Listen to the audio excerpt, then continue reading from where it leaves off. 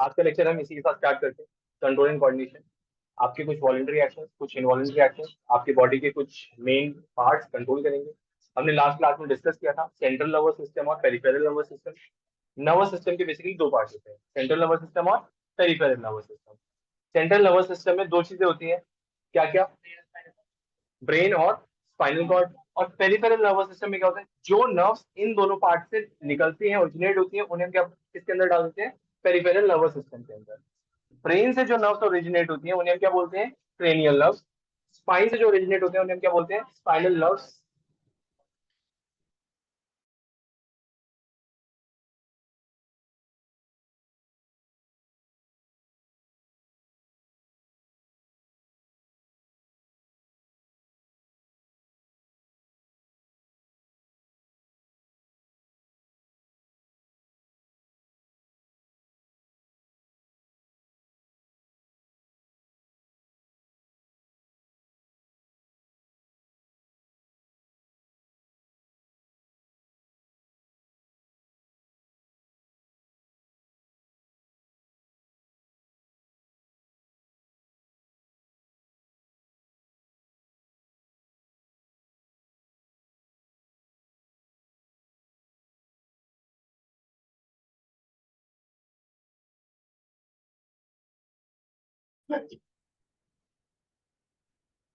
चलो अब सब आ गए।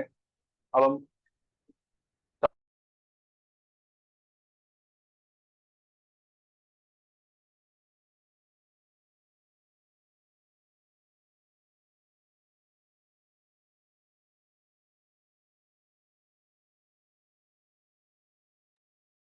नहीं, जीवन की थोड़ी डिस्टर्बेंस होती रहनी चाहिए। हाँ, तो देखना सर, लास्ट क्लास में हमने न्यूरॉन का स्ट्रक्चर देखा था, dendrite, cell body, nucleus, axon, nerve ending. एक नई टर्म पढ़ी थी हमने, क्या? Synapse, junction between two neurons, the gap between two neurons where the transmission और conversion of signals takes place. Electrical to chemical and again chemical to electrical in the next neuron. तो ये होता ही है। चलो अब आते हैं चैप्टर पे वापस। तो ये क्या बात कर दिया आपने, ये थोड़ी चैप्टर है हमारा।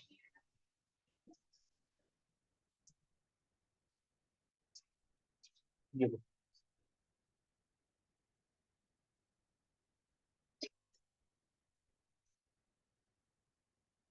चलो अब हम आपसे कुछ बातें करते हैं। ये शायद मैंने आपसे लास्ट क्लास में भी पूछा ही रहा। अगर आप अचानक से किसी गर्म ऑब्जेक्ट को टच करते हो, उससे पहले वापस आते हैं। अगर आप किसी चीज को देख रहे हो, उसकी इंफॉर्मेशन आपकी आई से ऑप्टिक नर्व्स के थ्रू ब्रेन तक जा रही है।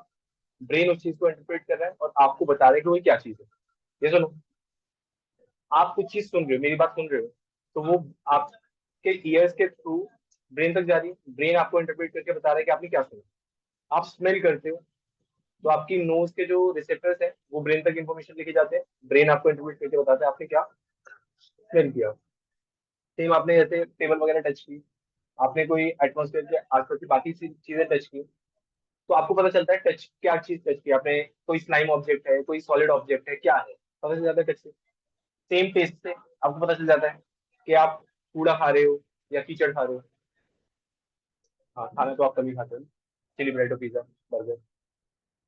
सर सुनो, तो आपकी जो फाइव सेंस ऑर्गन्स है काम कर रहे हैं ना, प्रॉपरली काम कर रहे हैं। वो सारी इन्फॉर्मेशन कहाँ भेजते हैं? ब्रेन के पास। ब्रेन उसे इंटरप्रेट करता है, उसके बाद वो रिस्पॉन्स जनरेट करता है। हो सकता है कि आप ऐसे बाहर गए, आपने कोई खुशबूदार चीज सूंघ ली, तो आप अपनी नाक को बंद थोड़ी करोगे, आप तो और उसे पा जाओगे ऐसे करके। हाँ सर, दूसरी चीज, अगर बाहर से कूड़े वाली गाड़ी निकली, फिर आप नहीं, कुछ लोग तो उसे चाटने लग जाएंगे। देखा, इसने बोल दिया, तुम कर दिया ना। सर सुनो, और कुछ लोग अपनी नोज बंद कर लेंगे ताकि वो स्मेल आपकी नोज के पास ना जाए। तो रिस्पॉन्स जनरेट हुआ इसके लिए। अब अगर मैं कहूँ कि आपने कोई हॉट ऑब्जेक्ट टच कर लिया, तो उसके लिए आप क्या करोगे? हाथ पीछे करोगे। आप बेटा आपको फील नहीं होगा ना, बाकी कोई फील होगा सर। जब आपने कोई हॉट ऑब्जेक्ट टच किया तो उस केस में जो इमीडिएट रिस्पॉन्स है वो क्या होना चाहिए, हाथ पीछे हटना चाहिए। अगर नहीं हटता है तो उस केस में आपके लिए कई सारी दिक्कतें हो सकती हैं, बर्न्स कॉज हो सकते हैं, इरिटेशन होगी आपको।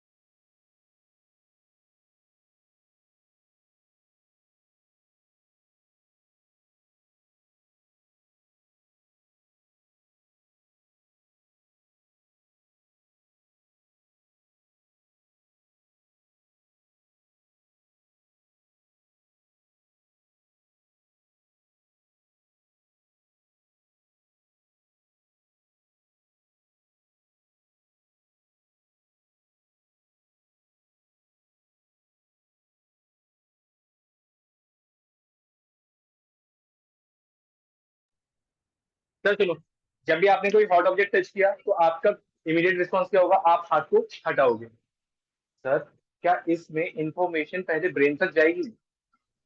नहीं अभी तक जितनी इंफॉर्मेशन थी सारी ब्रेन तक गई थी, क्यों नहीं जाएगी? कौन कौन है जो कह रहा है नहीं जाएगी? एक और दो बताओ। बाकी सब कह रहे हैं ब्रेन तक जाएगी, ऑब्वियसली बात है, ब्रेन आपको बताएगा कि हाथ हटाना है। नहीं सर, इस केस में क्या होगा कि जब भी आप कोई हॉट ऑब्जेक्ट टच कर रहे हो वहां पे आपको इमीडिएट रिस्पॉन्स चाहिए। क्यों? क्योंकि अगर वो इंफॉर्मेशन ब्रेन तक गई, ब्रेन फिर उसे प्रोसेस करेगा, फिर वो आपको रिस्पॉन्स जनरेट करने के लिए बोलेगा, उसमें टाइम ज्यादा लग जाएगा। और उस केस में आपके हाथ पे या जिस भी पोर्शन ने आपको वो हॉट ऑब्जेक्ट टच किया है बर्न्स बहुत हो सकते हैं। तो इस केस में क्या हुआ, आपका जो दूसरा सेंट्रल नर्वस सिस्टम का पार्ट है, क्या, स्पाइनल कॉर्ड, वो काम में आता है। तो आपकी जो इंफॉर्मेशन है वो जाती है स्पाइनल कॉर्ड तक। स्पाइनल कॉर्ड तुरंत रिस्पॉन्स जनरेट कराता है किससे, मोटर सेल से। मोटर नर्व के थ्रू वो इंफॉर्मेशन जाती है मसल्स तक, मसल्स आपको रिस्पॉन्स जनरेट करके देते हैं। ऐसा कई बार आपके साथ हुआ भी होगा, अगर आप कोई हॉट ऑब्जेक्ट टच कर ले तो आप तुरंत हाथ हटाते हो वहां से, करते हो ना? सर कई बार ऐसा होता है कि आपके साथ आपका दोस्त खड़ा होता है, तो स्कूटी पे सबसे पहले दोस्त को बिठाते हैं ताकि वो जगह ठंडी हो जाए, फिर वो दोस्त को पीछे कर देते हैं, मतलब दोस्त को दोनों तरफ से जला देते हैं। ऐसे ही होता है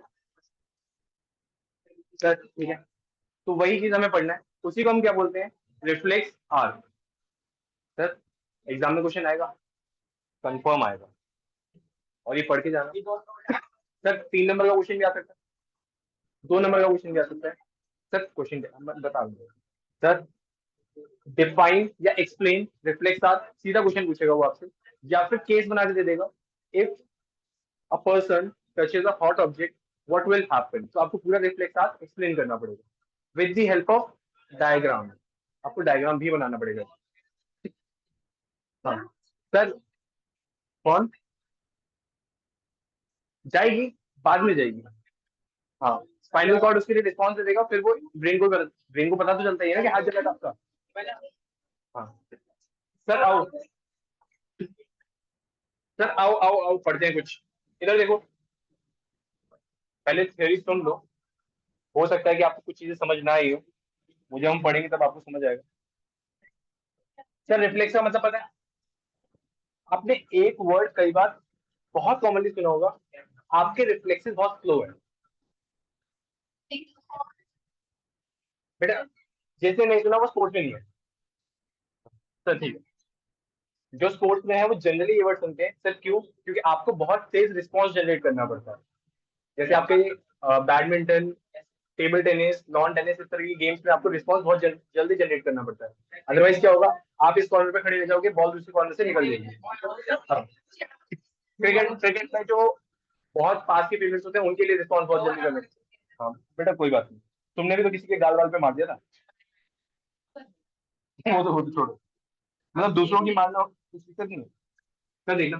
कनिका इधर देखो, reflex is a word we use very commonly when we talk about some sudden action in response to something in environment. तो ये तो सुना ही होगा आपने। आपने मान लो आपके आसपास से कोई मच्छर गुजरा, फिर आपने ऐसे पकड़ लिया, तो उसमें आपके रिफ्लेक्सेस तेज होनी चाहिए तभी पकड़ पाओगे, वैसे तो आप पकड़ नहीं पाओगे। आप गए मच्छर आया, अरे आया आया आया, तब तक वो निकल जाएगा, उसको अपनी जान प्यारी है। We say I jump out of the way of the bus reflexly. बस आ रही थी, आप उसके सामने से हट गए, बेटा आपकी बात है, बस को हटना पड़ेगा आपको।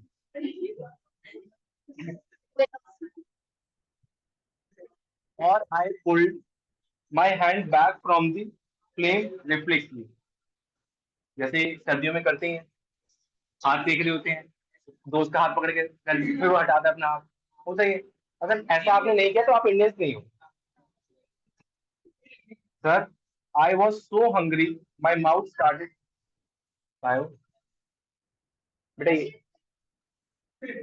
जब भी आपको भूख लगती है या फिर आपका कोई मन पसंदीदा खाना आ जाता है, फिर आप क्या करते हो? जिस तरीके से आप स्कूल में खाते हो जंगलियों की तरह। What exactly do we mean? Common idea, a common idea in all such examples is that we do something without thinking about it. उस केस में आप सोचते तो नहीं हो कि आपके मुंह में पानी आए, ऑटोमेटिकली आ जाता है। आप ये सोचते तो नहीं हो कि बस के सामने से हट जाओगे। अगर रिफ्लेक्सेस तेज होंगे तभी हट पाओगे। कई बार तो लोग फ्रीज होकर रह जाते हैं, होता है ना सर। सर हमें नहीं पता, हमें हमारे साथ आज तक हुआ नहीं, भगवान करे हो भी ना। इधर देखो, और without feeling in control of our actions reactions. Reactions आपके कंट्रोल में नहीं होते, वो हो जाते हैं, ऐसे होता है। आपने अगर आप स्कूल में स्पोर्ट्स वगैरह खेलते हो, आपकी टीचर वगैरह खिलाती है आपको, तो आपने जैसे कोई प्रो बॉल, वॉलीबॉल, इस तरह की गेम्स अगर खेली होंगी आपने, तो उसमें क्या होता है कि जब भी बॉल आपकी तरफ आती है, अगर फेस की तरफ आ रही है तो आपका हाथ ऑटोमेटिकली आ जाता है, क्योंकि उसकी रिफ्लेक्स आपके चेहरे को आप बचाते हो।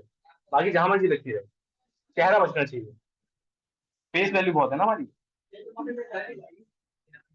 Yet these are situations where we are responding with some action to change in our environment. How is control and coordination achieved in such situations? इन सब केसेस में कंट्रोल एंड कोऑर्डिनेशन कहाँ आया, वो हमें पढ़ना है। सर सुनो, take one of our examples. Touching a flame is an urgent and dangerous situation for us, or in fact for any animal. How do we respond to this? वही जो आपको बताया, एक हॉट ऑब्जेक्ट को touch करना या flame को touch करना, फ्लेम के थ्रू हाथ के पास करना, वो सब क्या है आपके लिए सडन सिचुएशन है, इमीडिएट रिस्पॉन्स जनरेट करना पड़ेगा उस केस में, अदरवाइज हार्म कॉज हो सकता है आपको।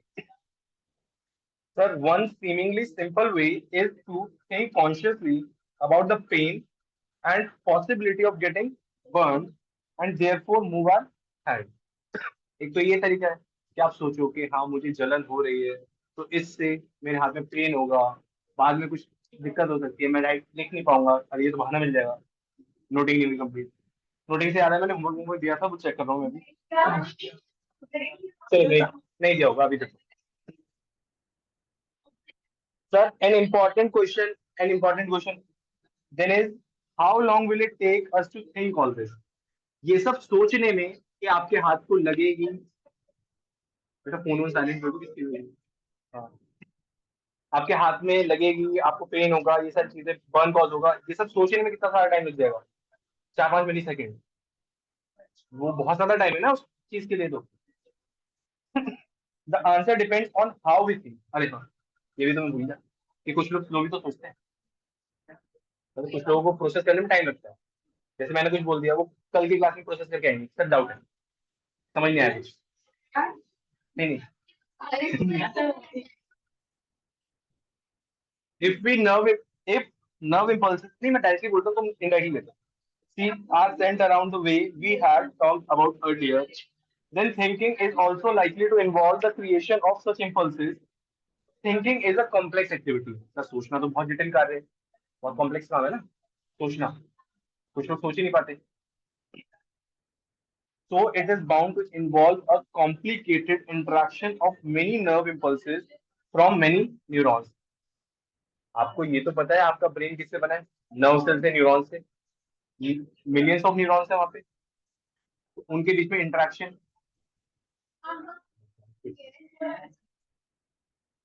सर बहुत ज्यादा कॉम्प्लेक्स काम है, मेरी समझ, आदि को समझ भी तो आना चाहिए, मैंने कहा समझ आया। हाँ, मैं बहुत स्लो पढ़ाता हूँ। हाँ, if this is the case, it is no surprise that the thinking tissue in our body consists of dense network of intricately arranged neurons. It sits in the forward end of the skull. क्या बात कर ली, हमें पता ही नहीं था। Complex structure है, बहुत ज्यादा इंटैंगल्ड है।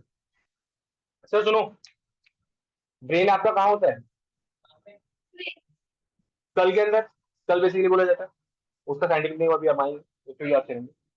And receives signals from all over the body which it thinks about before responding to them. Brain के पास आपकी पूरी बॉडी से सिग्नल्स आते हैं, फिर वो उन्हें सोचता है, समझता है, रिस्पॉन्स जनरेट करता है।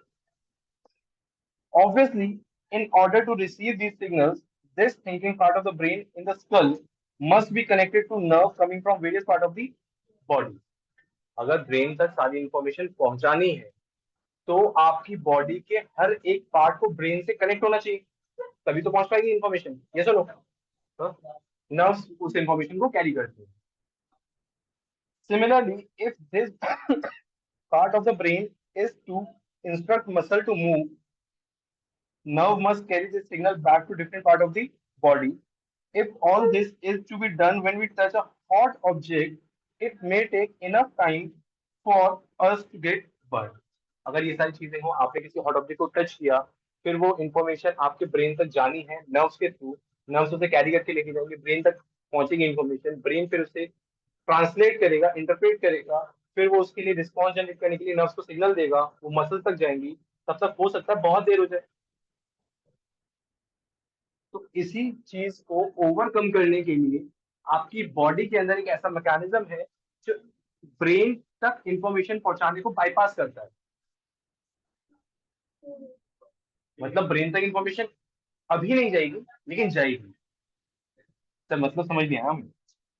आपने कोई हॉट ऑब्जेक्ट टच किया, नर्व्स उसको कहां तक लेके जाए? ब्रेन तक। ब्रेन उसके रिगार्डिंग रिस्पॉन्स जनरेट करे, फिर नर्व उसे कहां तक लेके आए? मसल्स तक।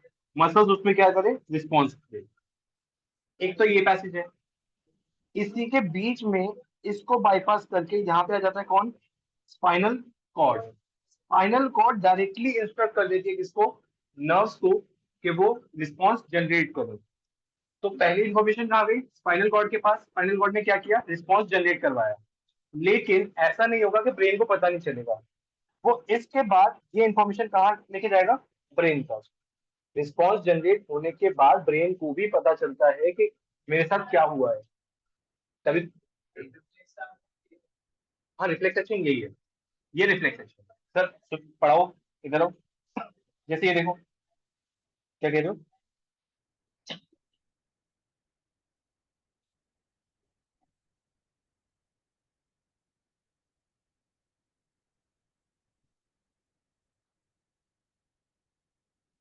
पहले मैं आपको समझा देता हूँ, फिर रीडिंग करेंगे।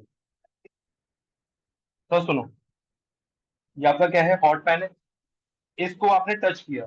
टच किसके हेल्प से किया होगा? स्किन से। स्किन में रिसेप्टर्स है। मैं जिससे पूछूंगा वो बताएगा। विकी, स्किन में कौन सा रिसेप्टर है? लक्ष्य। हाँ वही वही, चलो। बेटा उसने कुछ तो बोला यार, क्या? हिग्मो रिसेप्टर। हिग्मो रिसेप्टर ने इंफॉर्मेशन रिसीव की। रिसीव करने के बाद वो न्यूरॉन्स के हेल्प से कहाँ पहुंचेगी? सीएनएस। सीएनएस में दो पार्ट थे, ब्रेन और स्पाइनल कॉर्ड। ब्रेन तक तो नहीं पहुंचा रहे हैं, इसके पास लेके आ रहे हैं स्पाइनल कॉर्ड। कौन है ये? Spinal cord. स्पाइनल कॉर्ड आपके न्यूरॉन्स को गाइड करेगी कि मोटर न्यूरॉन को बताओ कि इफेक्ट जनरेट करना है। आपके रिसेप्टर ने इंफॉर्मेशन रिसीव की, वो इंफॉर्मेशन नर्व्स के थ्रू कहां तक पहुंची? स्पाइनल कॉर्ड तक। स्पाइनल कॉर्ड ने मोटर न्यूरॉन को डायरेक्शन दी कि मसल्स को बताओ कि रिस्पॉन्स जनरेट करना है। और यही इंफॉर्मेशन बाद में कहां तक भी पहुंची? ब्रेन तक। ब्रेन तक इंफॉर्मेशन पहुंचेगी, बट रिस्पॉन्स जनरेट करने की जो इंस्ट्रक्शन है वो डायरेक्टली कौन दे देगा? स्पाइनल कॉर्ड दे देगा।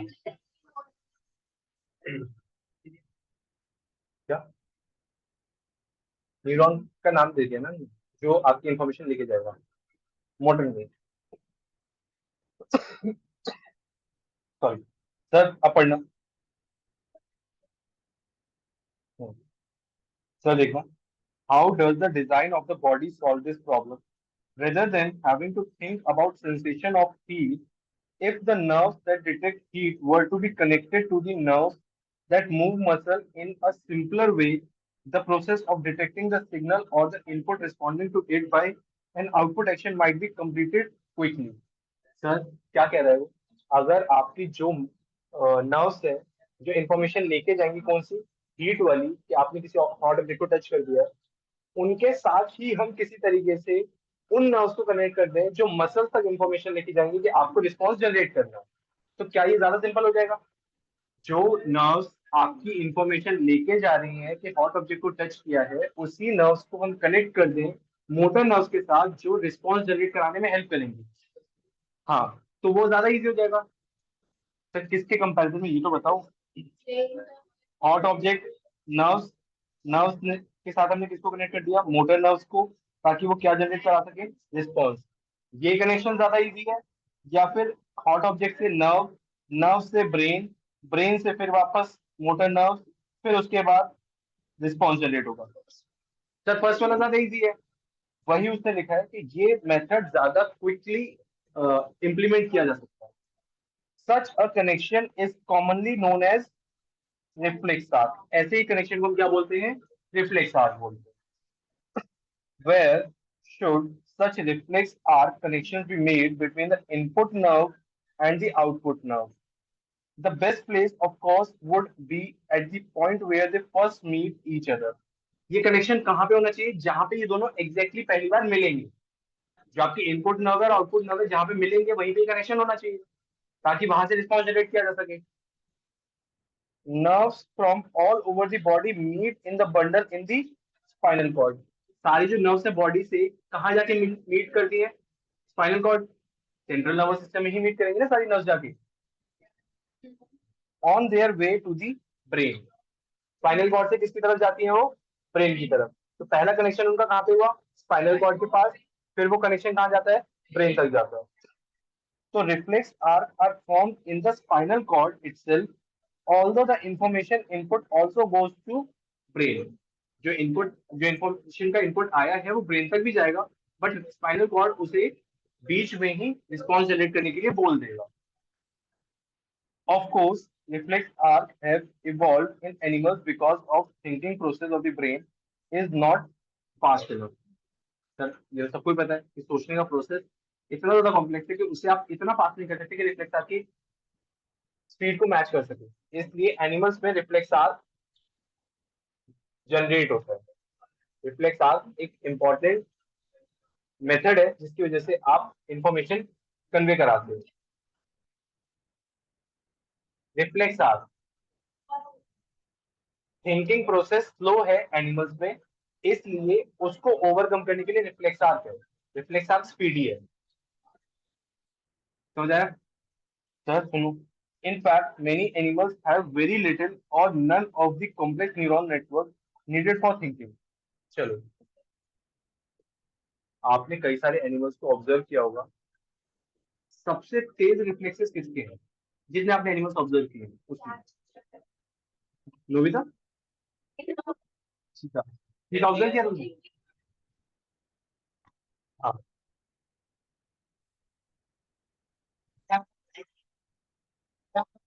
बस सुनो, जितना आपने अपने आसपास के एनिमल्स को ऑब्जर्व किया होगा, वहां पे कैट बहुत जल्दी रिफ्लेक्सेस करती है।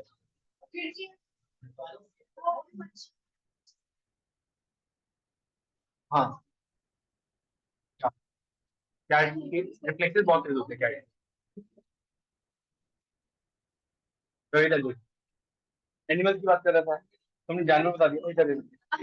So it is quite likely that reflex arcs have evolved as efficient ways of functioning in the absence of true thought process.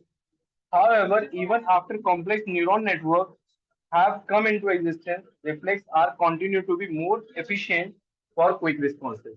आपका बहुत कॉम्प्लेक्स थिंकिंग प्रोसेस आ चुका है, उसके बावजूद आपका जो रिफ्लेक्स एक्शंस है वो क्विक रिस्पॉन्सेज के लिए बेस्ट है अभी तक। ये सुनो सर, हाँ ये आपका डायग्राम है उसके लिए, समझ आया? एक बार जल्दी से खुद से पढ़ना, एनसीईआरटी आप सबके पास है, गो थ्रू कर दो।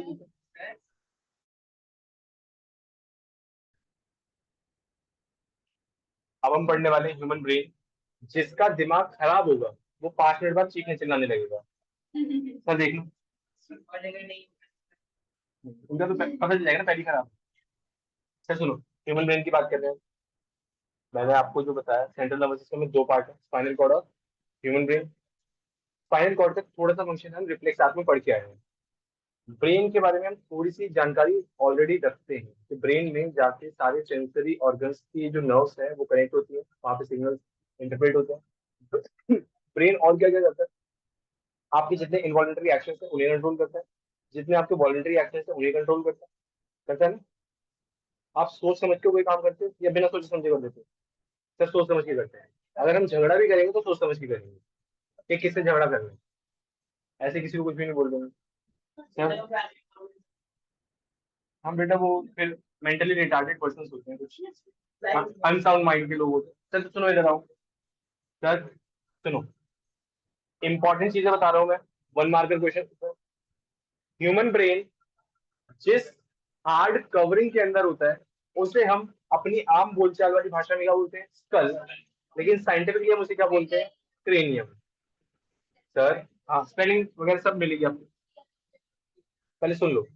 सर ब्रेन को प्रोटेक्ट कौन करता है, स्कल, और स्कल को हम क्या बोलते हैं, क्रेनियम। अब एक बात मुझे सोच के बताना, क्या क्रेनियम के ऊपर अगर कोई शॉक आएगा, मतलब आप अचानक से जाके किसी दीवार में जाके सर मार लो अपना, तो उसकी वजह से क्रेनियम पे इम्पैक्ट आएगा, स्कल पे इम्पैक्ट आएगा। स्कल का इम्पैक्ट क्या ब्रेन तक जाएगा? ऑब्वियस सी बात है, अगर आप किसी प्लास्टिक कंटेनर में कुछ रख दो और प्लास्टिक कंटेनर को बंप करो बहुत तेज तो उसका इफेक्ट नीचे वाले मटेरियल पे भी तो जाएगा, ऑब्वियस सी बात है जाएगा। आप हाँ, आप कढ़ाई लेते हो, कढ़ाई को अगर आप दबा देते हो मतलब बम कर देते हो, तेज देके मारते हो तो उसका शेप चेंज हो जाता है ना। अगर शेप चेंज हुआ है तो उसके अंदर का जो फ्लूइड है या जो भी सब्सटेंस है वो हार्म हुआ होगा। सर इसी चीज को देखते हुए आपके ब्रेन की सिक्योरिटी के लिए आपका जो स्कल है, क्रेनियम है और जो ब्रेन है उसके बीच में फ्लूइड प्रेजेंट होता है जिसे हम बोलते हैं सेरिबोस्पाइनल फ्लूइड। बेटा नाम है सिर्फ और कुछ नहीं है, सेरिबो स्पाइनल फ्लूइड। सर ये इंपॉर्टेंट है, एग्जाम में पूछा जाता है, 1 मार्कर में कई बार एमसीक्यू में आ जाता है या 2 नंबर में एक एक पार्ट करके पूछ लिया जाएगा आपसे। फ्लूइड का नाम क्या है, सेरिबोस्पाइनल फ्लूइड। क्या करता है, ये शॉक एब्जॉर्ब करता है, act as an absorbent. Sir सुनो, इसके अलावा क्या आएगा आपका, जितने भी आपके डेलिकेट ऑर्गन्स हैं उन सबकी प्रोटेक्शन के लिए कोई ना कोई हार्ड कवरिंग होती है। पार्थ, आपकी बॉडी में कुछ डेलिकेट ऑर्गन्स हैं ब्रेन को छोड़ के, होंगे, क्या क्या है, हार्ट, हार्ट को प्रोटेक्ट करने के लिए कोई एक्सटर्नल कवरिंग है, तो फिर लंग्स को कौन प्रोटेक्ट कर रहा है? सर रिब केज लंग्स और हार्ट दोनों को प्रोटेक्ट कर रहा है। सर उसके अलावा आपकी स्पाइनल कॉर्ड इंपॉर्टेंट है ना आपके लिए, ब्रेन अगर इंपॉर्टेंट है तो ऑब्वियसली स्पाइनल कॉर्ड भी इंपॉर्टेंट होगी। स्पाइनल कॉर्ड को कौन प्रोटेक्ट करता है, मैं सिर्फ उससे पूछ रहा हूँ जिससे मैंने पूछा। पार्थ बताओ, क्या नहीं पता? पता है, नहीं पता? हर्षित, चलो मैकबुक,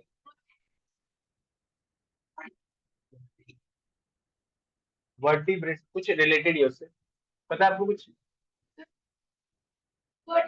कॉमनली हम उसे क्या बोलते हैं, बैकबोन। आपकी जो बैकबोन है वो आपका स्पाइनल कॉर्ड प्रोटेक्ट करती है। साइंटिफिकली हम उसे क्या बोलते हैं, वर्टिब्रल कॉलम। सर क्या बोलते हैं, वर्टिब्रल कॉलम। ये नाम कहाँ से आया, वर्टिब्रेट से। सर ये वर्टिब्रेट्स क्या होते हैं, जिनकी बैकबोन होती है, जिनकी बैकबोन होती है उन्हें हम क्या बोलते हैं, वर्टिब्रेट्स बोलते हैं। सर छोड़ो, ये हमारे सिलेबस से कैंसिल हो चुका है, करनी पड़ेगी। मैंने लिखवाया नहीं, मैंने सिर्फ बताया। तो अभी तक हमने क्या पढ़ा, ब्रेन की प्रोटेक्शन के लिए एक हार्ट कवरिंग है जिसे हम क्या बोलते हैं, क्रेनियम। क्रेनियम और ब्रेन के बीच में एक फ्लूइड प्रेजेंट है जिसे हम क्या बोलते हैं, सेरिब्रोस्पाइनल फ्लूइड। हाँ हाँ लिखवा रहा हूँ, सारी चीजें लिखवाऊंगा, चिंता मत करो, भूल जाऊंगा। Sir cerebrospinal fluid. सर सुनो, उसी तरीके से आपकी जो स्पाइनल कॉर्ड है उसकी प्रोटेक्शन के लिए कौन है, बैकबोन, साइंटिफिकली क्या बोलते हैं, वर्टिब्रल कॉलम। हाँ सर, 5 मिनट हो चुके हैं। अब इधर देखो, अब हम पढ़ना स्टार्ट कर दें। Is reflex action, is reflex action the only function of the spinal cord? क्या रिफ्लेक्स एक्शन ओनली फंक्शन है? तो ऑब्वियस सी बात है, नहीं, और भी फंक्शंस होंगे। सिंस